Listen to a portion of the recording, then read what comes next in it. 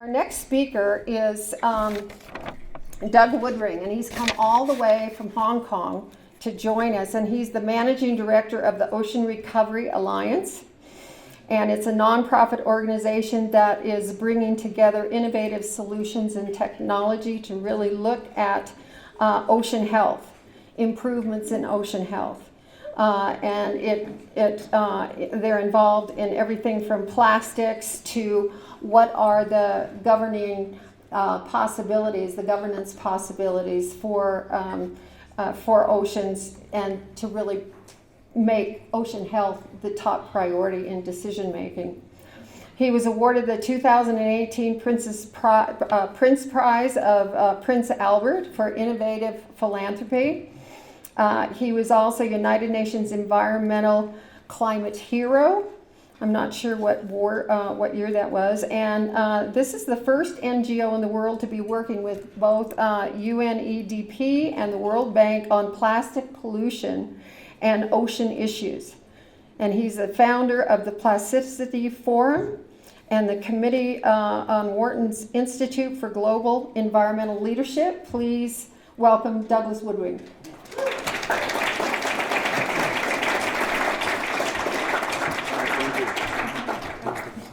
Thank you. There's the clicker. Okay, Sally and Chip and everyone here, thank you very much. Sorry to spoil your dinner with some talks about plastic, but it is a buffet and there's a lot of stuff out there.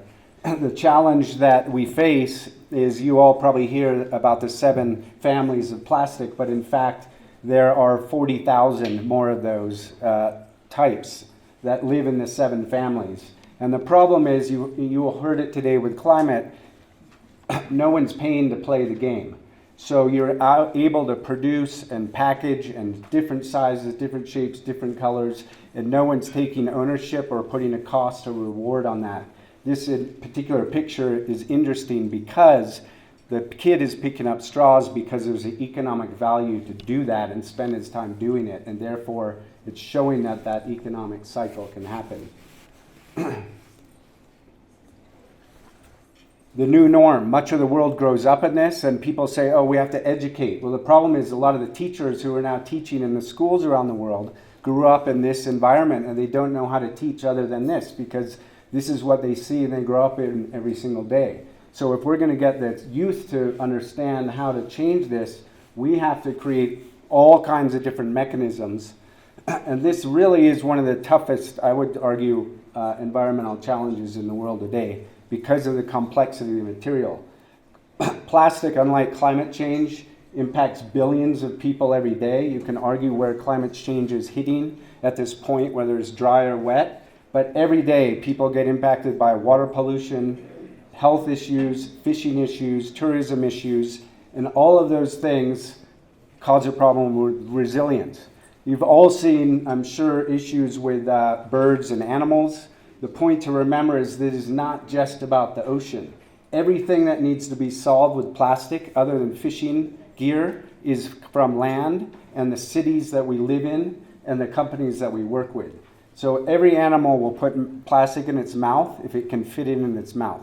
If it tastes a little bit like food, it might not kill them, but it will be attempted by them to eat it. So what are we doing globally? We cover roughly Japan in 10 meters of plastic every year in municipal solid waste. That is the challenge that we all face, and most governments today cannot handle it.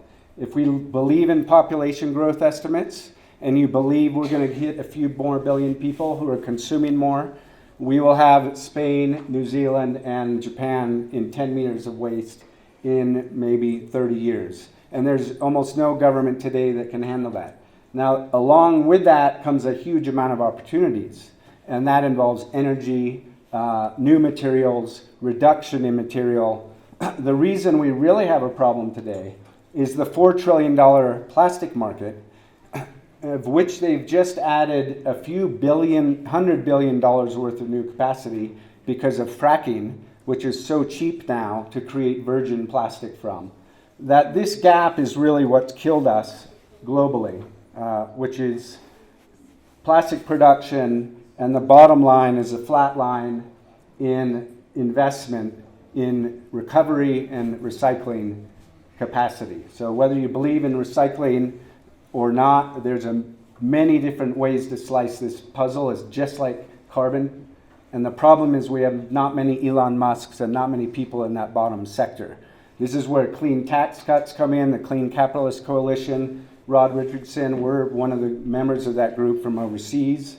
And that is what we need to be driving, is not just bans and taxes on the material, but incentives to get investment and infrastructure into this space.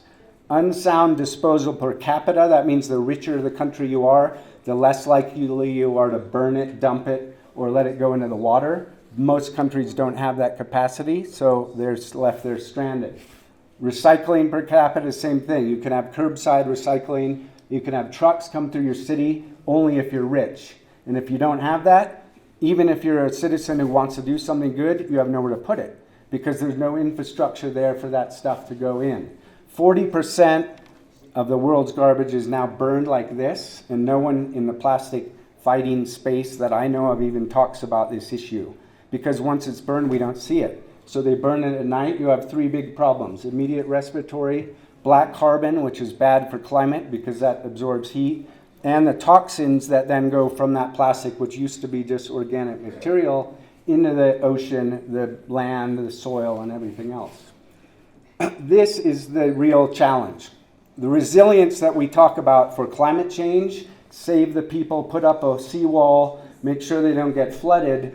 Very few mayors talk about waste and the damage caused by the pollution that comes from a big storm when it washes down the river and then impacts the ocean. And plastic doesn't go away. So this band of countries is really where the focus has to be, because that's where the typhoons are, the monsoons are, the big rains. And if you don't have waste management, that stuff goes out into the water immediately all the time. And that is the super challenge that we all face today.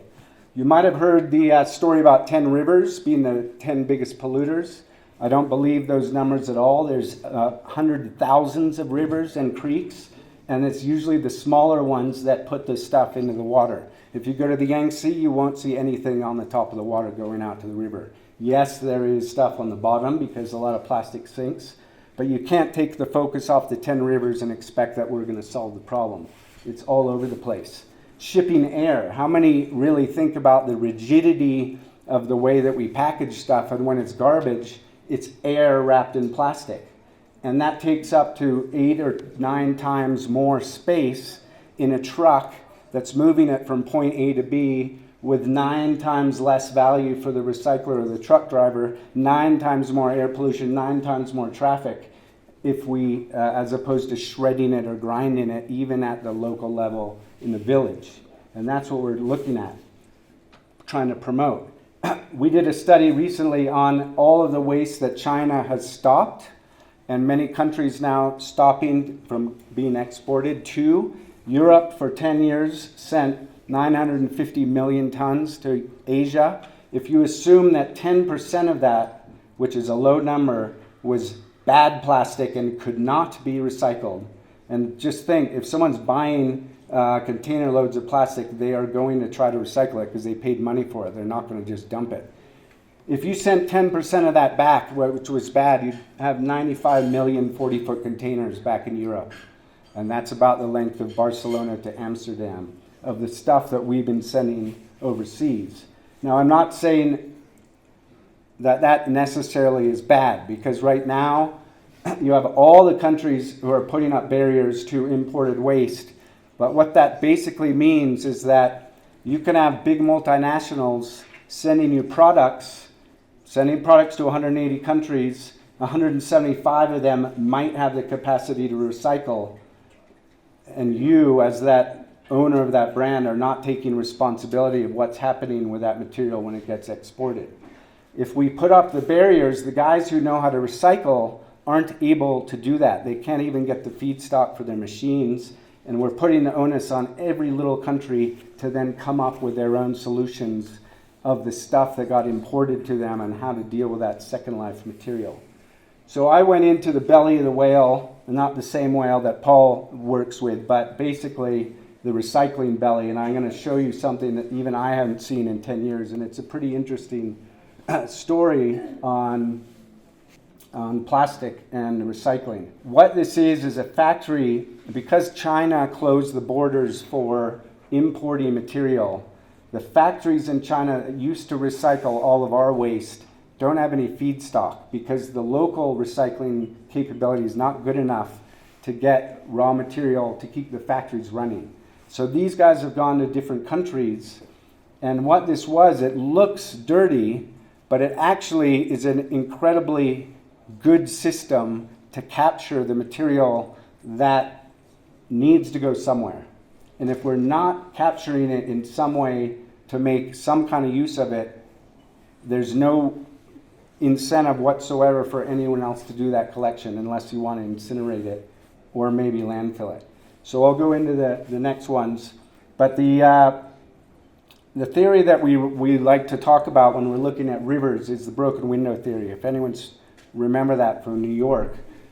When crime was bad, someone said, social experiment, let's paint the windows, let's fix the windows and paint the train. People will feel proud of where they live. And trash and waste is just almost the same. It's aesthetically displeasing to the common person, but they don't think it harms them and they don't want to do anything about it. But if you clean the river and you clean the creek, the people who live along there say, wow, I feel good. I'm proud to live there. I'm not going to be the next guy to throw the garbage bag into the water. And then the government and the stakeholders in that city can have a discussion about how to do more things with water prevention or plastic prevention. Who would have thought 2 years ago, and this was only last year, that the top beaches in Asia, top money makers, would have been closed by the governments? That's because we've hit a tipping point on this issue. That's good for the impact, but it's now time to get deep in how we are going to solve this. One of the things that we created a couple years ago is an app called Global Alert. If you think of the rivers as arteries that go to your heart, think of plastic as cholesterol, heart is the ocean. Best way to catch the cholesterol is when it goes through your veins, not when it's already out in the heart itself. So it's much easier to get stuff in a one-way flowing creek or river, and think about putting up booms, nets, and catchment devices. So with this app, it's a bit like Waze for traffic, and it's already in Spanish. You can basically fly into any watershed in the world and put trash data that's near the water so that people can hopefully be incentivized to put up something even as simple as this little wooden fence, which in Malaysia captures 100 to 200 kilos a day, and those guys go every single day to pull it out.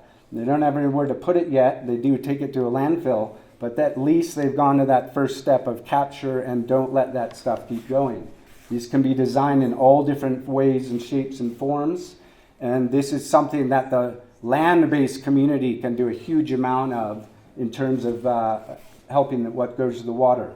If you're a business owner or a government, the Plastic Disclosure Project is very much like carbon reporting and water reporting. If you don't measure what you have, you don't know how to regulate what you're using, how much you capture, how much recycled content you have, and then you can't go into the circular economy if you don't know what you've got in front of you. So I'd be happy to talk to anyone about that.